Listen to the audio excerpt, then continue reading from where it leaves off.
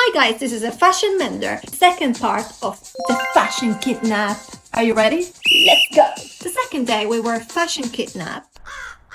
I even fainted inside a supplier's archive. My colleague giving me water. The lady supplier shaking and our boss having a tantrum because he got bored of the archive.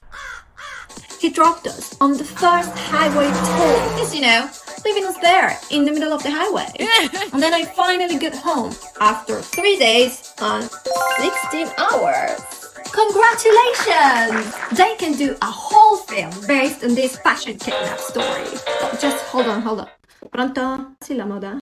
Oh my god! You and your colleague just got nominated to the Fashion Awards. How sick is that? Right. Great. You can just kidnap people like that.